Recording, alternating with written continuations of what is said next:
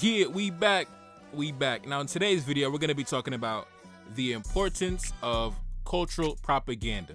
Now, what exactly is cultural propaganda? If I had to define it, cultural propaganda is the use of media, films, literature, art, and educational material to essentially disseminate a certain narrative or set of values to influence public perception and also pass down the history of your ancestors to your children and your future generations. Also to spread certain ideologies and highlight the achievements and the positive traits of a group or a nation, while also downplaying and removing the negative aspects and the, not so pretty aspects that might put a blemish on your image. You're only going to promote the positive and the empowering aspects of your culture, especially to pass down to your future generations, to give them a sense of pride and dignity, and you can even say supremacy. So recently there was a movie that came out entitled Napoleon Bonaparte, right? The so-called greatest European military general. But we don't give a fuck about Napoleon Bonaparte on this channel. Fuck Napoleon Bonaparte. If Napoleon Bonaparte came back to life, nigga, I'm shooting that nigga. But anyways, let's discuss this Napoleon movie, right? I'm gonna run the footage. I'll be right back. Imagine you make a movie about Hitler's life and don't mention the Holocaust. Well, Ridley Scott made a new Napoleon movie and conveniently left out Haiti. Maybe because that would have revealed Napoleon as a white supremacist who reintroduced slavery. Or maybe because Haiti represents one of the biggest defeats not only in Bonaparte's life, but also in the history of European colonization. The French government was forced to abolish slavery in all its colonized overseas territories. Martinique, however, was not included. The French had recently lost the island to the British in battle. In 1799, Napoleon graciously claimed he would have fought with the British because, quote, I am for the whites because I am white. That's a real quote, by the way. He even added, quote, how could anyone have granted freedom to the Africans, to men without civilization? In 1802, he returned Martinique to French control and returned slavery by law to Martinique and in Guadeloupe. Slavery then persisted in France's overseas empire until 1848. What an amazing legacy! Definitely worthy of a Hollywood studio mega production, right? Napoleon's invading army was now using floating gas chambers, mass drownings, and dog attacks, all in the name of restoring slavery. But Dessalines wasn't playing around and defeated the French in 1803 in the historic Battle of Vertières. And so fam, if you do watch the movie and like Joaquin Phoenix's acting, just remember they missed an important chapter on who Napoleon really was. But don't get too upset about it. Our brethren in Haiti stood tall, and the short man lost. All right, we back. Now, obviously, I didn't watch the movie. I don't plan to watch the movie. But to make a movie about Napoleon Bonaparte and not talk about the French colony of Saint-Domingue, that is like making a movie on George Washington and not talking about the independence of the United States. And to be honest, I'm not even surprised, because for those who went to school in France, the curriculum in France, it does not talk about France's history as a colonial power, their atrocities, their crimes against humanity. They do not speak on these things. They don't pass these stories down to their children. When you look at the statues and the monuments and the commemorations they make for certain French generals in France, some of these men were some of the most savage and barbaric subhuman pieces of shit that ever walked the planet. But to them, those are their ancestors, their forefathers. They venerate and respect those men. Regardless of their history, they put them high up in the sky. They pedestalize them because they understand the importance of cultural propaganda. They understand you need to instill pride and dignity, and you need to instill respect and reverence for the ancestors into your children. And also, there's a political aspect to these things as well, because if they document these atrocities, then comes up the topic of reparations. Then comes up the topic of restitution. How do you make these things right? And due to the fact that these governments have no plan to ever make these things right, in their mind, they simply decide to not talk about it. Let's not discuss it. And when it comes to Napoleon Bonaparte, that's like their pride and joy. That's their guy up in France. So they will never want to throw dirt on his name or blemish his legacy. Even though, his legacy is dirty as fuck. Napoleon Bonaparte, they would never want to pass down the history of his defeat when it came to Haiti, because that would demolish his prestige as a so-called the greatest military commander of all time. The so-called greatest military commander of all time, you got outsmarted by the black man? Nigga, fuck out of here. And don't even get me started on Napoleon Bonaparte's sister. I believe his sister was named Pauline, if I'm not mistaken.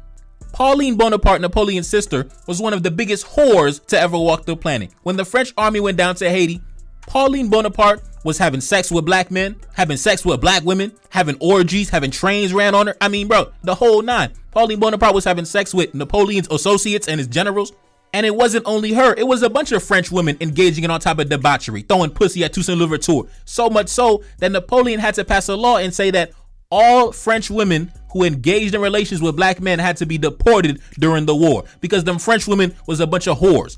I mean, that's the reality of the matter. I mean, that's what happened in the French colony of Saint-Domingue during the war. They don't want to talk about that. They don't want to damage the image of the white woman. They don't want to damage the image of Napoleon Bonaparte. No, you have to maintain this image as this, regal, fearless commander that went to Africa and went to the Caribbean and went to Russia and went all over the world and fought against the British and all this stupid shit. But no, you are a little 5'2" little man. You got outsmarted by the black man. Your sister was a slut. You sent your brother-in-law down to Haiti. He died.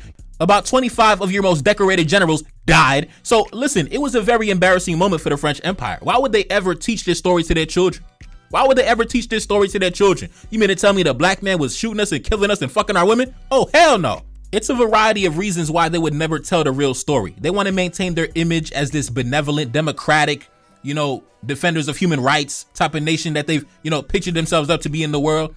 They don't want to portray themselves as the villains, because if they talk about Haiti, they got to talk about the children they drowned in the ocean, the children that got eaten by dogs, the elders, the women and children that got sent into the ocean, hung, shot, impaled at the stake, burned alive. They got to talk about all this crazy shit they did, crimes against humanity that would bring shame to any nation. But instead, they decide to present a sanitized version of history. And to be honest, I understand them. I understand why you want to instill a sense of pride into your children. You don't want to instill a sense of shame into your children. You want your children to have pride in their culture, their ancestry, their nation. You want your children to wave the flag high and proudly. So I understand the importance of cultural propaganda. And that's why black men need to establish our own cultural propaganda, tell our own stories, venerate our ancestors in the same exact way, instill that sense of pride into our children in the same exact way. Because when it comes to us, we demonize our ancestors. We ignore our ancestors. We don't even tell our stories. We don't even venerate our ancestors in the same way. And that's the reason why our people, black folks, we don't have the same pride in our history, in our cultures and ancestry, because we don't tell our stories in the same exact way. We don't establish the same cultural propaganda in the same exact way. We don't go to the movie studios and tell our stories in the same exact way. Where's the movies on our kings, our generals, our ancestors? We have to tell our stories in the same exact way. We have to pass down this knowledge to our children so they understand the importance of holding their head high and venerating their ancestors and making them proud. Of course, our ancestors were not perfect. Our forefathers were not perfect, but that doesn't fucking matter. They didn't have to be perfect. They're our ancestors regardless. And I believe that is actually one of the foundational blocks of establishing power, establishing the mindset for power, understanding where you have been to understand where you are supposed to go. Because we don't study our history, we don't venerate our history, and we don't tell our stories to the same degree and put them on the big screen, our people don't have the same knowledge and sense of self and sense of direction and sense of pride in themselves.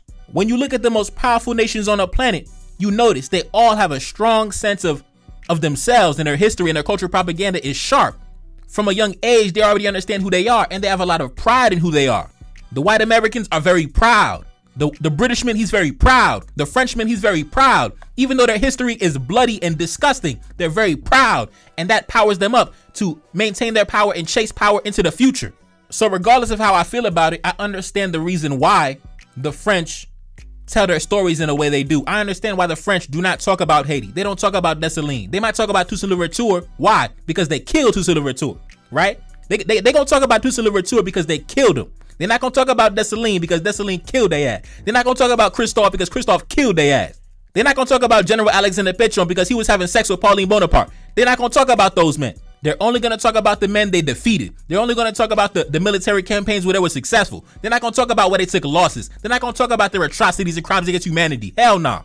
And to be honest, I understand it. I understand the importance of cultural propaganda. And in fact, black men need to establish our own cultural propaganda for our children as well. This is why media is so important. And that's why media is one of the industries and sectors I want to really build an empire out of this shit, bro. I really want to have a media empire down the line in the future, man. I'm telling you, we need to have movie studios, record labels, media publications, all type of crazy shit, bro. Because we need to tell our own stories and we need to venerate our ancestors and give them the glory they deserve so our children can be equally as proud as the Britishman, the Frenchman, the American, the Belgian. And once your children are proud of who they are, they know who they are, they understand where they've been, they understand where they're supposed to go, that is when they're going to chase power. They're going to focus on the accumulation and maintenance of power.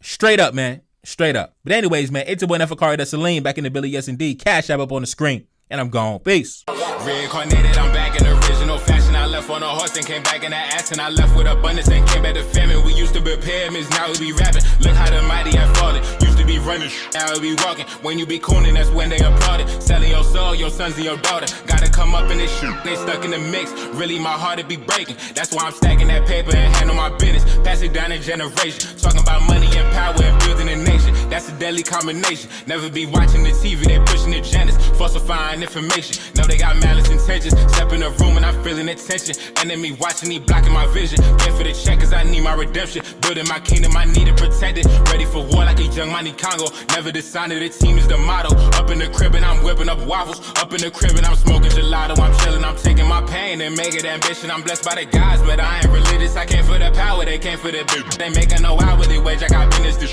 is an art and they could never be taught. Selling my soul, I can never be bought. Play with my money, I see you in court. Run to the check and I do it for sport. Babylon falling, I go to the source. Packing my luggage and go overseas. Shorty be with me and she so elite. Shorty be chocolate, I'm calling her Hershey. Secret intelligence probably gon' murk me. Don't fuck with brands cause nigga I'm Haitian. Say the wrong shit and get smacking their faces.